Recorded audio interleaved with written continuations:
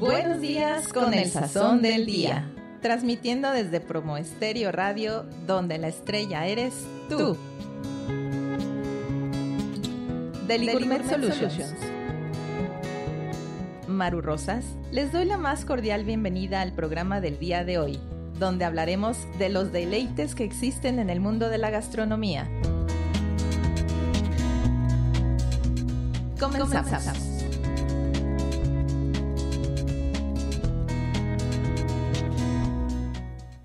Hola, ¿cómo están? Buenos días.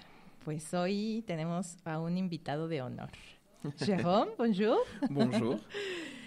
Muchísimas gracias, Jérôme, por estar aquí en este programa tan interesante de la gastronomía. Bienvenue. Sí. Merci a toi. Merci beaucoup. Jérôme, bueno, pues literal viene traído de Francia. Lo trajo la cigüeña. Sí, exacto. Y bueno, nos está acompañando porque les tenemos una sorpresa. Jérôme, adelante, si te quieres presentar, por favor. Sí, entonces soy un chef francés, más repostero, porque en Francia separamos todo, sí, justamente por la calidad. Y estoy aquí desde hace más o menos 4 años y medio, y mi objetivo, tengo mi negocio aquí como chef repostero, en chocolatería y catering también, y me gusta mezclar sabores mexicanas con productos típicos de Francia. Así que, como digo, todos los productos, hasta los productos mexicanos que puedo hacer, siempre es con un toque francés. Exacto. Y bueno, Jérôme tiene su empresa que se llama Arôme, y pues les puedes compartir tu WhatsApp para cualquier contacto que te puedan... Sí, entonces un pequeño detalle es que justamente trabajo solamente sobre pedido y no tengo productos como tal en existencia. Tengo un catálogo, pero no tengo ningún producto en existencia. Así que aseguro así que todos los productos estén frescos del día. Y eso es un detalle, pero un detalle importante. Sí. Y entonces justamente los pedidos o los contactos se hacen por WhatsApp en el 5615 67 63 50. Muchísimas gracias, Jérôme. Y justamente esta parte que acabas de decir, bien importante de los productos frescos. Pero antes de entrar a tanto detalle que Jérôme nos trae aquí como surprise. Surprise. Yo les quiero empezar a platicar, bueno, los que me han venido acompañando a lo largo de este mes. El mes pasado fue el mes patrio, entonces sí, hablé justo de la fusión entre la conquista de los españoles y todo lo que teníamos en nuestro continente y en nuestro país, sí, específicamente, ¿no? Este mes es invitado a que disfrutemos esta tradición tan hermosa que tenemos en la Ciudad de México, bueno, en México en general, que es la celebración y el acompañamiento del Día de Muertos. Sí. Y aquí es donde viene la historia, todavía continúa, de la fusión que existe entre la conquista, que fue española, sí, y aquí con los aztecas, con los mixtecas, con todas las culturas que en nuestro país existían. Hace mucho sentido porque está Jérôme aquí, si bien sí, es francés, pero recordemos que si bien aquí llegó España, pero una vez más les recuerdo que España ya traía una fusión directamente de Europa, mismo con los países europeos, más otros continentes como lo es el asiático, Exacto, es que la creo India. Que hay esta tradición justamente de fusiones primero en toda Europa. Es lo que digo, hay dos cosas que alimentaron mucho la gastronomía. Desafortunadamente, o las conquistas por algún lado, porque nos permitieron descubrir muchos nuevos productos, y la otra, les cortemos la cabeza, pero la realeza, porque justamente en toda Europa estaban en competencia todo el tiempo para proponerlos las comidas las más finas, las más impresionantes, y así evolvió mucho la gastronomía. Y en esta época justamente la mayoría de la población ni comía repostería, eran productos más sencillos. Y exactamente, voy a hablar de cómo nació primero ahorita en Europa, que nos estás comentando, Jérôme, y vamos a empezar un poquito más a indagar de dónde nace la repostería. Y todo esto para que conozcamos la historia del pan de muerto, pero ligado a las tradiciones que nosotros tenemos y de dónde nace la celebración del 1 y 2 de noviembre y por qué son esas fechas. Y justamente, como dice Jérôme, todo esto inicia en Europa porque 99% de del nacimiento gastronómico especial nace dirigido a la realeza. Sí. Esta parte de repostería, bueno, este tema es muy amplio del Día de Muertos, pero hoy lo vamos a dedicar al pan. La próxima semana lo voy a dedicar a la gastronomía. Pero hablando específicamente del pan, yo les mencionaba en mis anteriores programas la importancia y relevancia del trigo que fue introducido a México. Y aquí Jérôme nos puede explicar bastante qué relevancia tenía el trigo en Europa y por qué Francia lo desarrolló tan particular, el manejo de las levaduras, el manejo de la harina, porque también recordemos este camino en donde el trigo es un cereal que nos da texturas blancas, colores blancos y esponjosas. Entonces, la realeza físicamente, entre más blanco, eras más noble, porque representaba el que tú no tenías que salir al campo a solearte a trabajar. Por eso, entre más blanco, más puro. Y es por esto que en la gastronomía el trigo cobra mucha relevancia. Entonces, platícanos este camino. Es que justamente a esa época el pan existía no exactamente lo mismo, pero el pan blanco, como la baguette, no existía la baguette, pero este tipo de panes blancos eran para los ricos o la realeza, y y es lo que hablábamos de los cambios con el tiempo, y las harinas más completas eran más para los pobres, así que ahora es lo contrario. Sí, el pan blanco se puso de moda porque a una cierta época lo veíamos más benéfico, y ahora estamos regresando a decir la harina completa es mejor que la harina blanca. Así que son cosas que vuelven mucho con el tiempo. Y como decías también, creo que en el pan de muerto como tal, si no me equivoco, y me corriges si me equivoco, es que también llegó aquí la levadura y que cambió muchas cosas. De hecho, y entonces, bueno, y platicamos ya un poquito de la historia en Europa, cómo Francia específicamente, el país desarrolla este tipo de repostería, el manejo del pan, el trigo, las levaduras.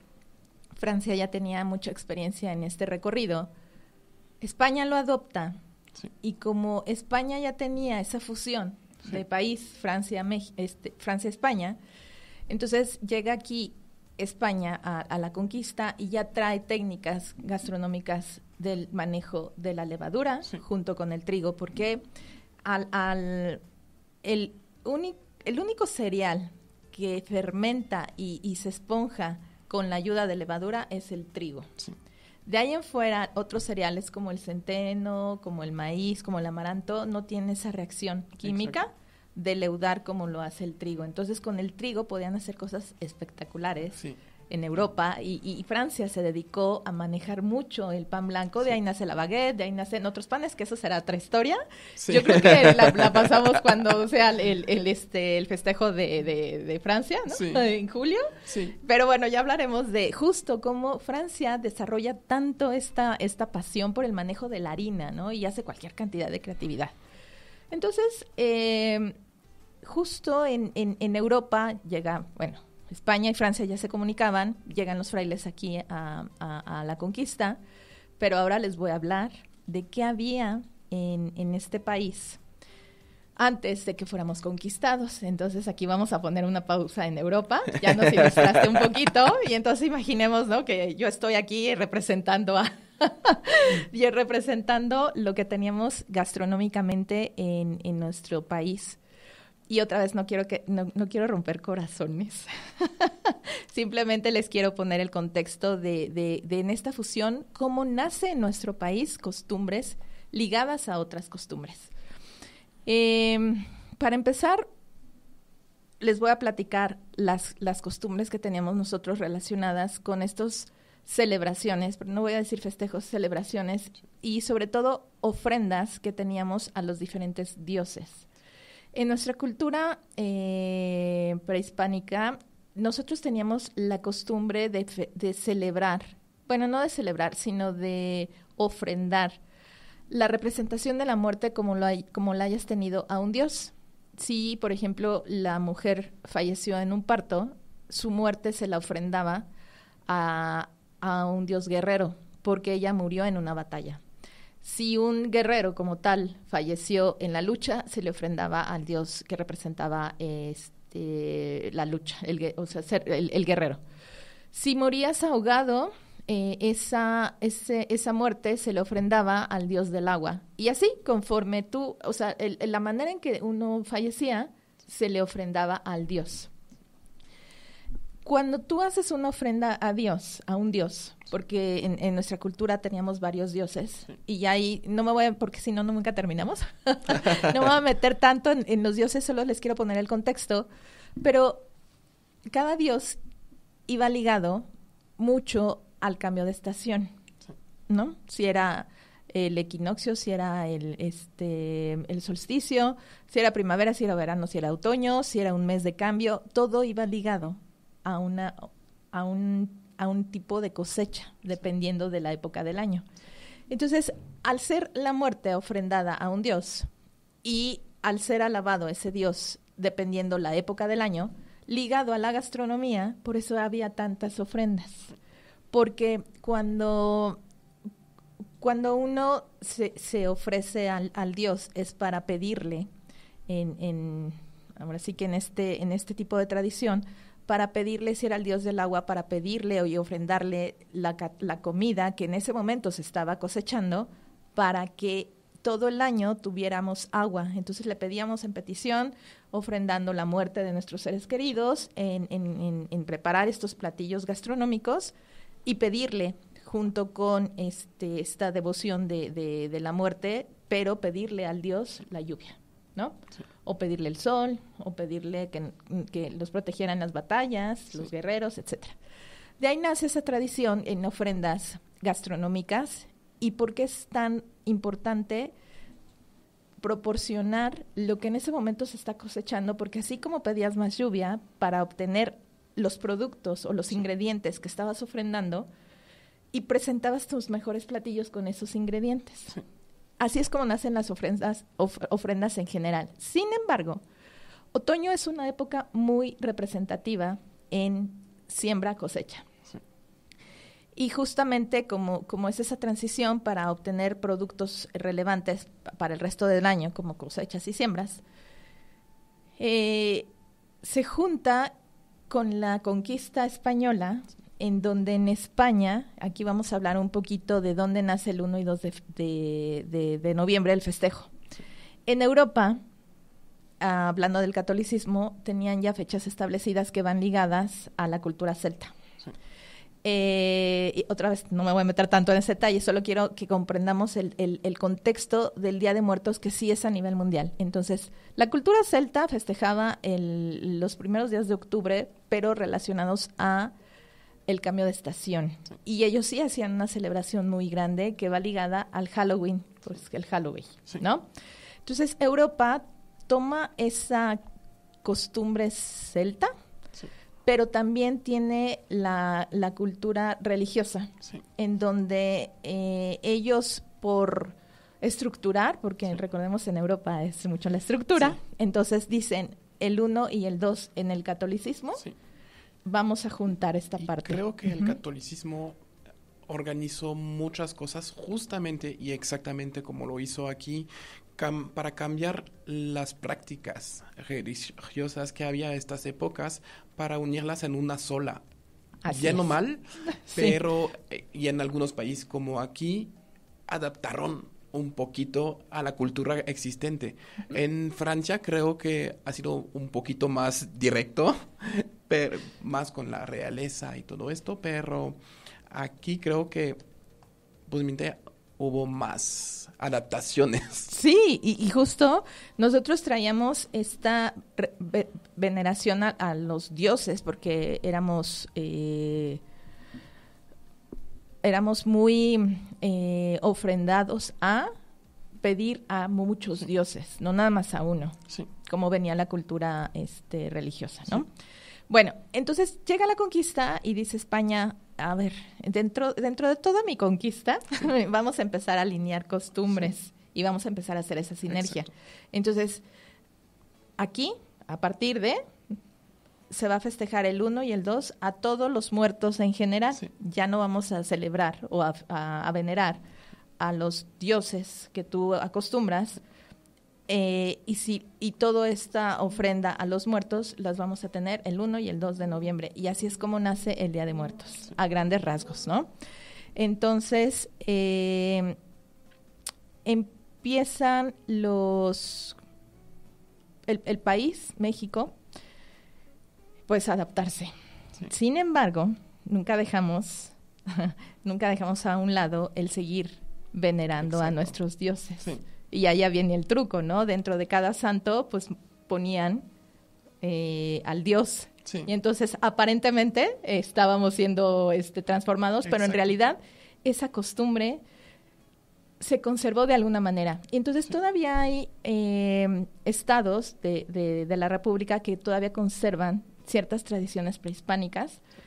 Ya no al 100, porque definitivamente pues la conquista existió y el cambio de cultura. Sin embargo, sí todavía hay poblados en los que, por ejemplo, la muerte la representaban, o bueno, el círculo el ciclo completo de la muerte en el ciclo, a ver, vamos a contextualizarlo. En algunos estados, el ciclo de la muerte se cumple 4 años. Durante 4 años tú haces ofrendas especiales a la persona que falleció. ¿Y por qué cada 4 años? Porque los antepasados, cada 4 años, si ves, hay un cambio solar. Sí. Entonces, va ligado a justamente este cambio de la Sí. naturaleza. Bueno, son como tips, Y porque creo que todavía... había mucho esta idea de ciclos también, en Exacto, todo. Exacto, en todo. Pero finalmente, este ciclo de la naturaleza nos va a dar ingredientes perfectos. Sí. Entonces, todo esto va ligado entre la naturaleza, las costumbres, pero si vemos el contexto general, va ligado a la gastronomía. Sí. Tan interesante. Y es así como en nuestro país teníamos el maíz. Para Europa era el trigo, para nosotros el maíz. Aquí en México teníamos en ofrendas, la próxima semana les platico de los platillos, pero dentro de la ofrenda que se generaba, existía no el pan de muerto, porque recordemos que nosotros no teníamos trigo, pero sí teníamos maíz. El maíz no tiene la característica de leudar, pero sí tiene un manejo impresionante en dulce, en salado, en combinaciones varias. Y les voy a poner un ejemplo de un pan. No sé si ubiquen de Oaxaca el marquesote, el marquesote, el pan. El marquesote es un pan, si bien ahorita esponjoso, pero les voy a platicar ya la fusión cómo fue. Pero es un pan hecho de maíz. Y entonces, nosotros no es que tuviéramos pan, aquí nació por la fusión porque viene de Europa el huevo. Recordemos que batiendo el huevo se infla. Sí. Este pan es bien característico porque, si bien como cereal principal tiene el maíz, pero dadas estas técnicas gastronómicas de manejo de ingredientes, viene la introducción del blanquillo, y al batirlo, tú obtienes el efecto de una levadura. Exacto. Pero esto ya son técnicas gastronómicas en donde descubren aquí que haciendo este batido del blanquillo obtienen hacer algo parecido al pan de trigo, pero todavía no llegó al origen de dónde sale el pan de muerto. Bueno, les estoy hablando, digamos, de tiempos actuales hacia atrás. En esa fusión gastronómica descubren que batiendo el blanquillo se obtiene cierto volumen, y ahí es donde descubren que el maíz, con esta técnica gastronómica, podemos tener una textura parecida con el marquesote, que es el ejemplo más representativo. Pero si me voy más atrás, contemplando que el huevo no existía, porque viene introducido por la gallina y la gallina viene de Europa, que no teníamos aquí eran los blanquillos, que sí teníamos era el maíz, que sí teníamos miel de abeja, que sí teníamos eran productos naturales. Entonces, como regresamos al origen de los ingredientes que ahorita tenemos para hacer un marquesote, que es con nuestro cereal de maíz, y el trigo para hacer el pan de muerto, si me voy atrás, lo que teníamos aquí era maíz y miel. Y con el maíz nosotros, así como ustedes en Europa, el trigo, nosotros éramos súper expertos en el manejo del maíz. Porque así como el pozole, así como las tortillas, todo lo hacíamos con el maíz. Sí. Y como era un cereal muy importante y era muy, muy ofrendado, porque era de los ingredientes básicos y aparte tiene muchos elementos nutricionales, lo que se ofrendaba siempre era vamos a llamarle en textura como una galleta, una tostadita de maíz dulce, que era una forma redonda y tenía algunas características del pan de muerto. Entonces, se adornaba con la misma harina del maíz y se ponía de forma redonda en la ofrenda. Pero recordemos que no teníamos este desarrollo gastronómico de inflar los cereales. Sí. Entonces, era una plana, era algo plano, era como una tortillita, pero era crujiente y era también dulce. Sí. Ese venía siendo la representación del pan de muerto. Eso era lo que existía en nuestras ofrendas en lugar del pan de muerto. Exacto. Entonces, llega la conquista y recordemos, como bien decías, los cereales, pues para Europa, un ejemplo, el centeno era rechazado porque era el color café, ¿no? Sí, oscuro. Exacto. Y creo que en estas épocas, pero me imagino que aquí era lo mismo. Con todos los productos, como el cacao, no creo que todos comían cacao a esta época, de la misma forma que, como decía, lo dulce era más para la realeza. Teníamos productos dulces en Francia también, pero eran más, como digo, pan, galletas, cosas así más básicas. Y como decía, lo que llamamos en Francia el pan negro, cosas así que era harina unas harinas más completas y a veces no solamente la harina, pero como digo, el pan blanco, las cosas más elaboradas eran para la realeza y lo más básico para la población. Para la población en general. Entonces, aquí, para nosotros, el maíz era para la realeza, para los dioses, porque era si no es que el más importante de los más importantes, así como el cacao, y no voy a ponerlos a competir, porque son igual de importantes. Pero al punto que voy, para nuestra cultura el maíz era de las cosas mayores que ofrendábamos a la realeza. Entonces aquí la realeza comía maíz. Sí.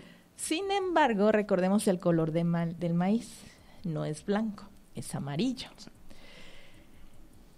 Como en Europa, como bien lo mencionas, el trigo, al ser blanco, era para la realeza. Sí. Entonces somos conquistados y les choquea de pronto, además ver algo plano, una galleta, ¿no? Incluso en Europa la galleta no es plana. Bueno, vamos a llamarle tostadita. Porque todavía en Europa la galleta tiene una textura inflada. Sí. Vamos a llamarle así inflada, ¿no? Porque es como entre más...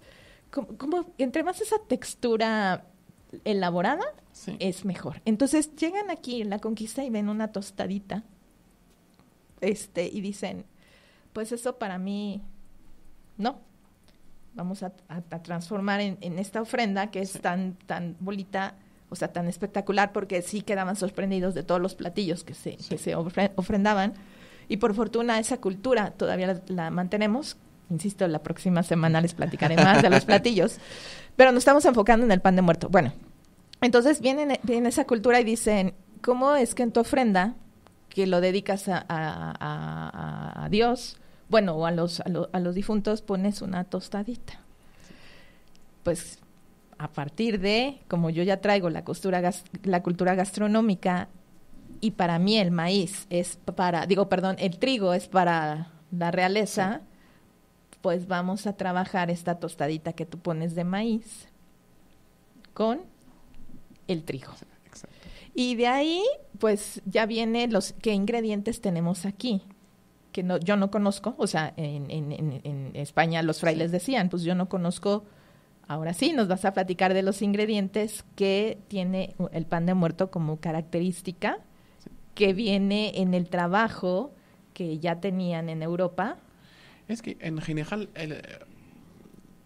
como regreso a lo mismo, es que teníamos el pan para la población que no era tan inflado, no era de tan buena calidad como tal. Y como digo, las técnicas, como digo, que sea en panadería, en repostería, en todo, se elaboraron mucho por la realeza.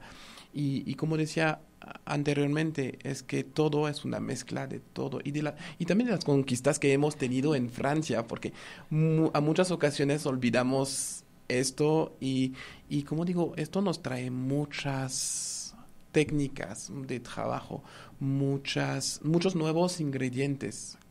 Por ejemplo, en este tiempo de las conquistas, las especias nos llegaron y como aquí el cacao, el tema es que era era una forma de enseñar que teníamos dinero y casi lo consideramos casi como moneda.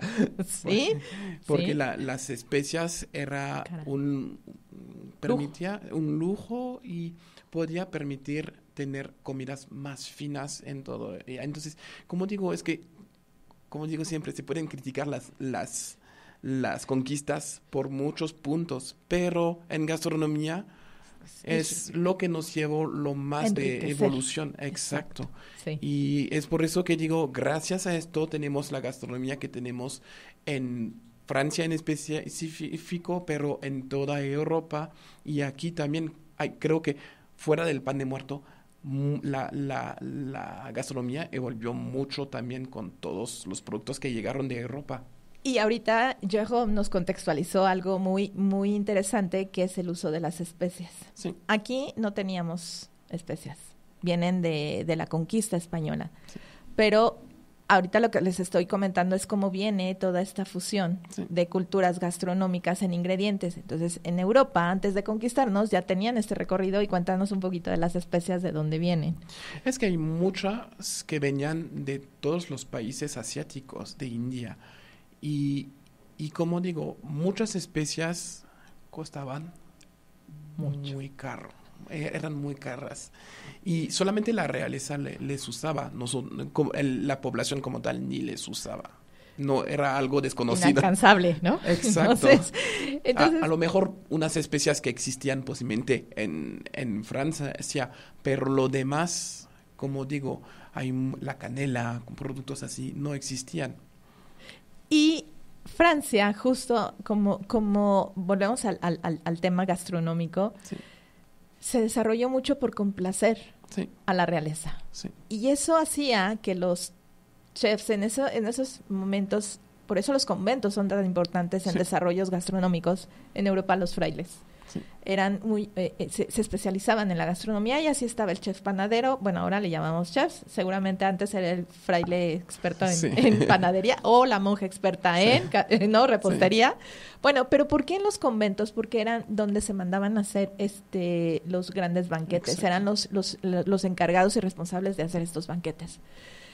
Entonces, en Europa, como ya tenían las especias y eran poco accesibles al resto de la población, desarrollan, para complacer a la realeza, el uso de especias con el trigo en mezclas de panes infinitos, de agregar estas especias y de hacer panes blancos para la realeza. Entonces llegan aquí, ahora sí que los traigo de aquí para allá, de Europa, así como la gastronomía que les conté del tornachile, que le llamamos, que fue y vino, así todo este contexto gastronómico iba y venía. ¿Por qué? Porque si bien en Europa ya tenían una manera de hacer las cosas con un recorrido ya realizado, pero llegan a México y descubren que tenemos infinidad de ingredientes deliciosos. Y empiezan con sus técnicas gastronómicas de lo que teníamos aquí, como hacer esa fusión deliciosa para la realeza. Si bien aquí no estaba la realeza que existía en Europa, pero sí había los conquistadores de mayor rango a los que habría que venerar. Sí. Y de ahí ven, no me voy a saltar tanto al marquesote, pero sí les voy a decir que de ahí nace esa cultura de descubrir que con el batido de los blanquillos te esponja el pan, y por eso es que existió el pan de maíz con esa textura, pero solo se da en Oaxaca ese tipo de pan. Bueno, por eso es que con el maíz no se pudo generalizar esta técnica, porque aparte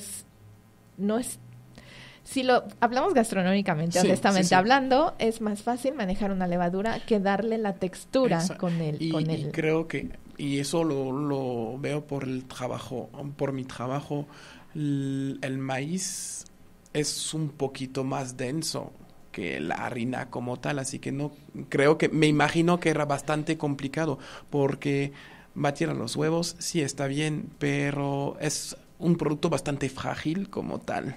¿Sí? Si lo bates un poquito más o menos, si lo mezclas rápido o no, o con todo termina en desastre. Exacto. Y entonces, justo como decían, a ver, mi expertise es el trigo. Sí.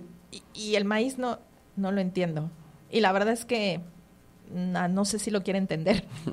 Lo voy a intentar, pero yo siempre digo, el toque gastronómico lo da la esencia. Sí. Incluso lo da la esencia de dónde vienes. Sí. Si tú naciste en Oaxaca, si tú naciste en Guerrero, esa raíz te hace que lo que tú estés preparando le des ese sazón. Exacto. Entonces, hablando de conquistas, pues, no sé, los frailes españoles pues no le podían dar ese sazón, porque no nacieron con ese ingrediente. Sí. Pero sí habían nacido con el trigo, entonces... vuelvo al punto del marquesote porque es el más representativo, que es el maíz. Dijeron, no lo entiendo como tú lo entiendes, y no me quiero poner en el contexto de, híjole, no lo sé manejar, ¿no? Y no quiero demostrarle Bueno, vamos a pensar un poquito como gastronómicos, hay ¿no? Un poquito también de presumir de lo que sabes. De las sabes. Porque, como decía la última vez que nos vimos, el tema es que tenemos dos culturas que son muy orgullosas de su gastronomía. Ajá. Y entonces, justamente como dices, orgullosas de la gastronomía, pero nosotros estábamos siendo conquistados. Sí. Y al ser eso, pues no podían mostrarse como vulnerables no entiendo un ingrediente que es tan representativo. Y le voy a poner pretextos, que si el color, que si la textura, que si, ¿no? Y luego no infla tu tostadita, pues no. Entonces vamos a desarrollar el pan de muerto en lugar de la tostadita. Digo, con todo, ahora sí que con todo respeto a ambas culturas,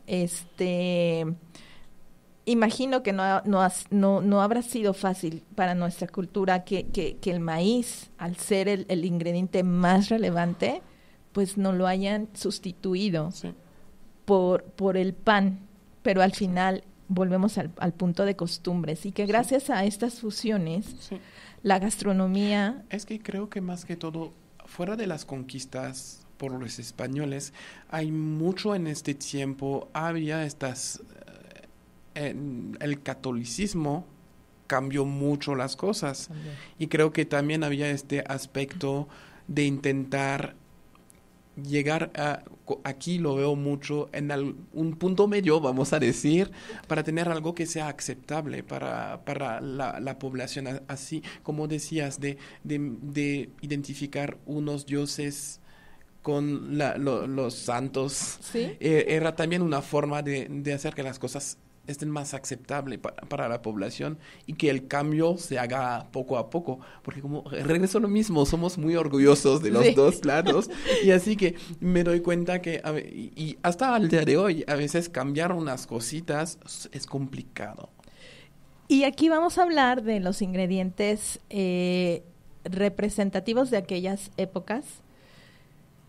Y nosotros, si bien como tal especia no teníamos, pero sí teníamos hierbas aromáticas muy, muy buenas y muy nutritivas, que le daban sabores naturales a nuestros productos.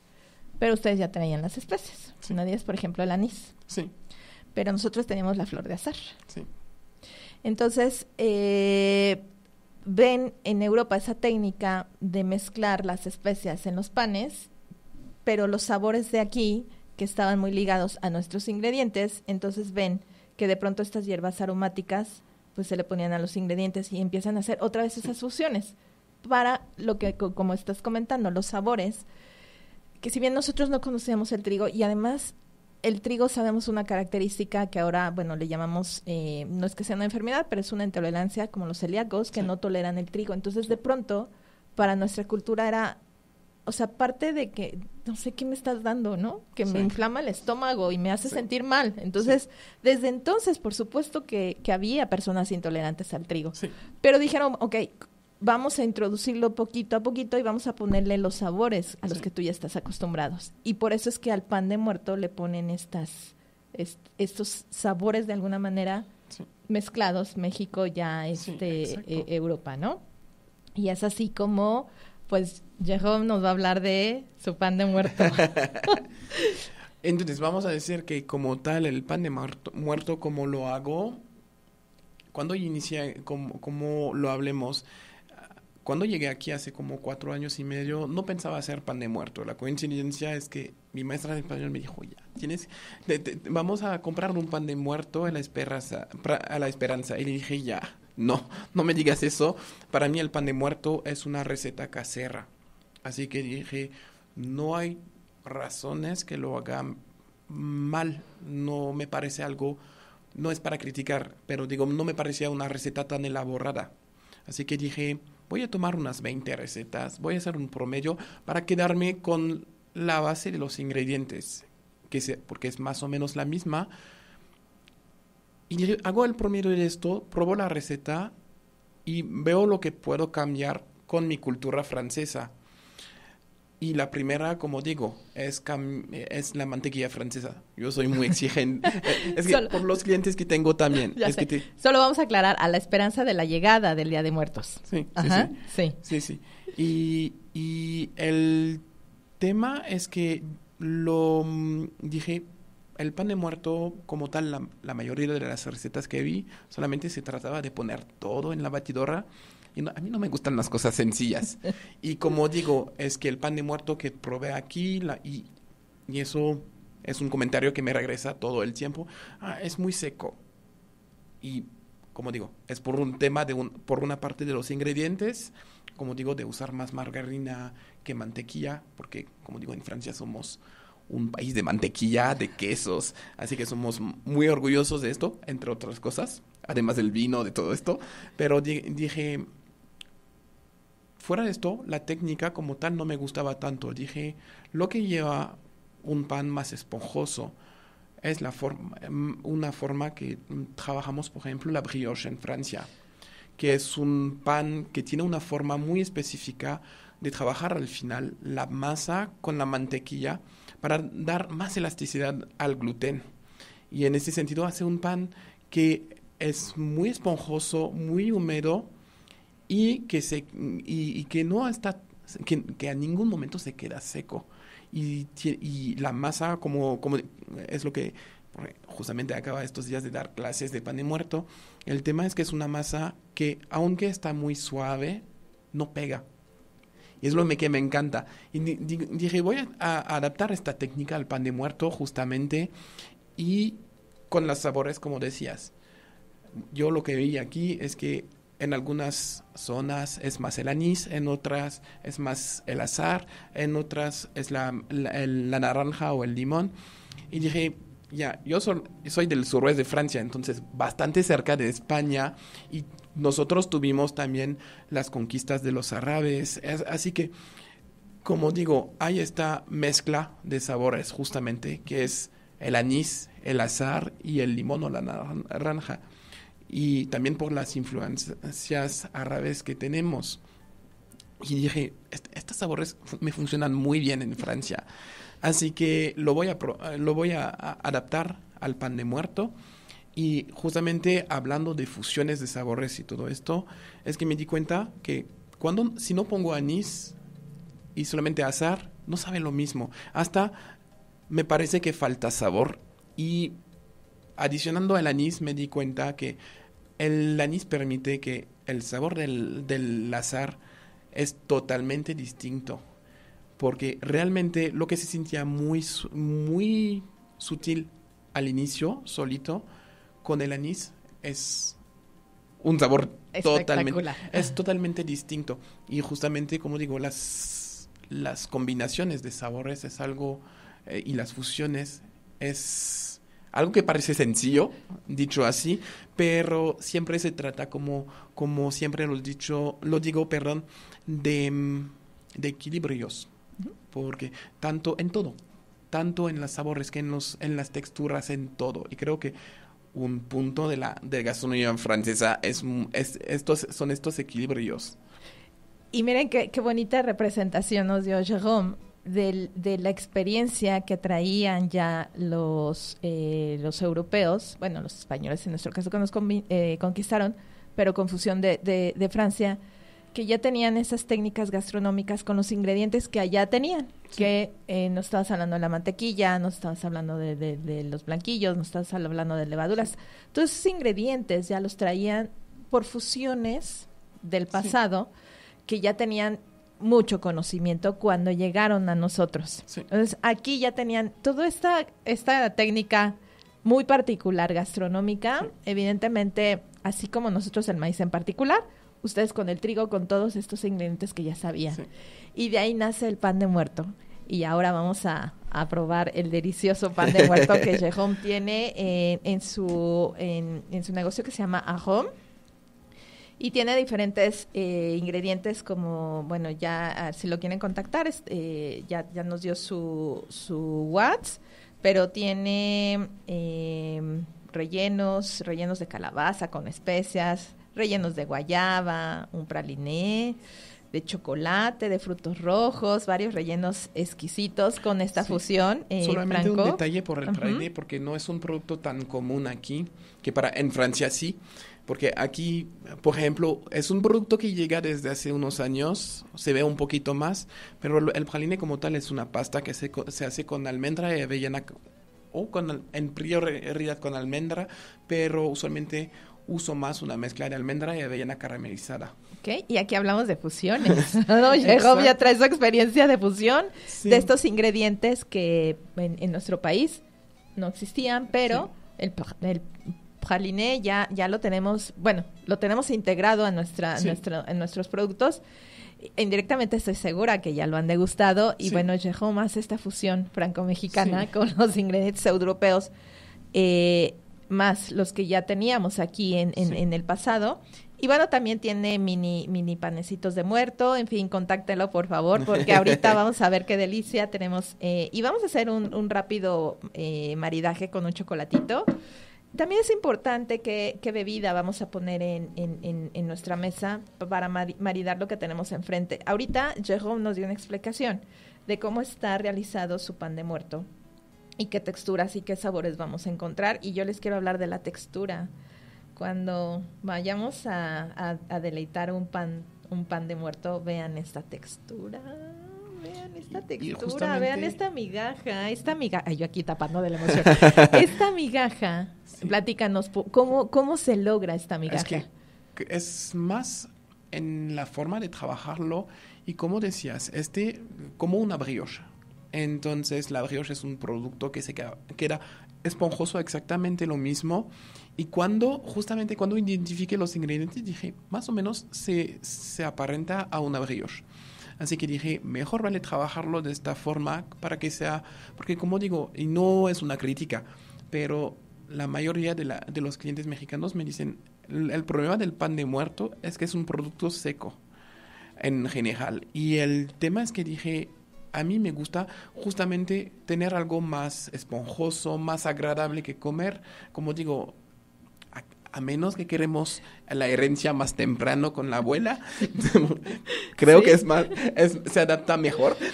Y entonces justo esta miga se la da por el trabajo de la harina, pero ya tendremos un programa sí, especial de técnicas gastronómicas. Sí, justamente es que como decía, es que es el tema de mezclar casi todos los ingredientes, a la excepción de la mantequilla.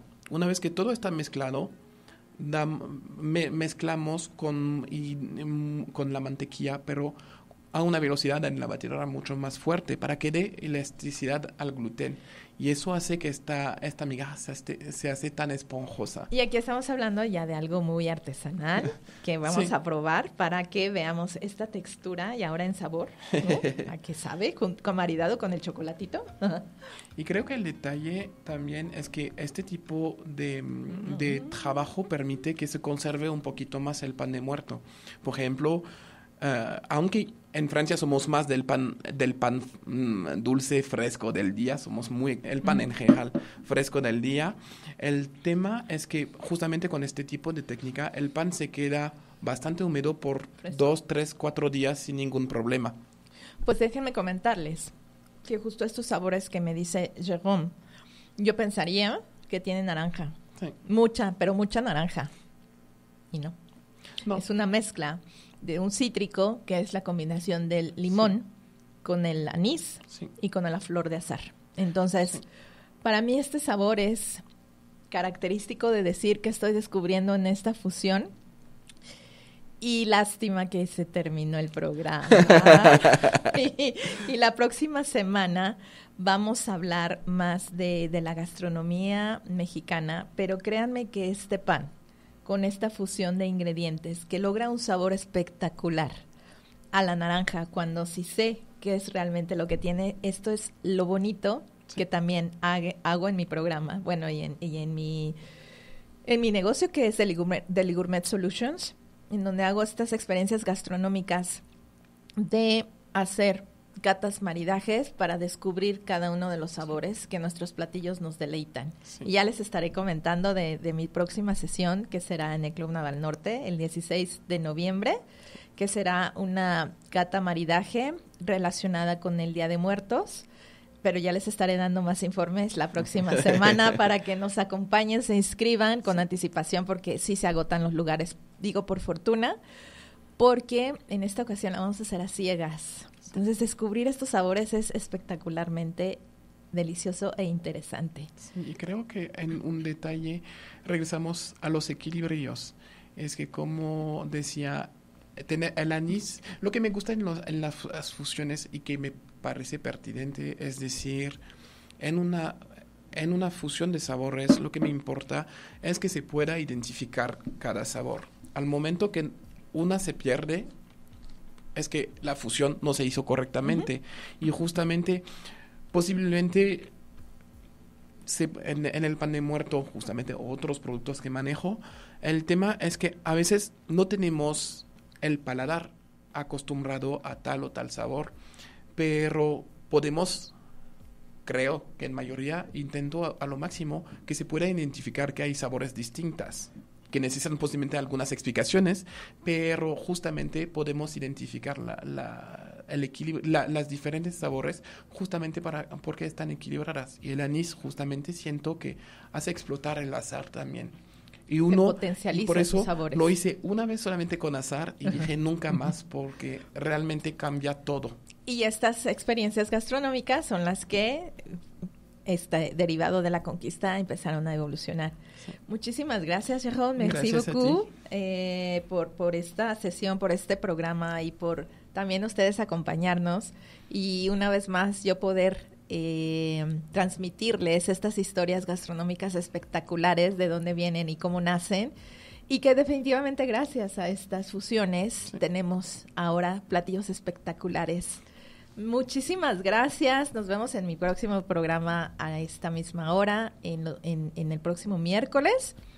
Y pues sí, les recomiendo este delicioso pan de muerto, que está espectacularmente delicioso. Muchísimas gracias. Hasta luego. Que tengan muy bonito día y delicioso día. Chao, chao, chao. Merci. A bientôt.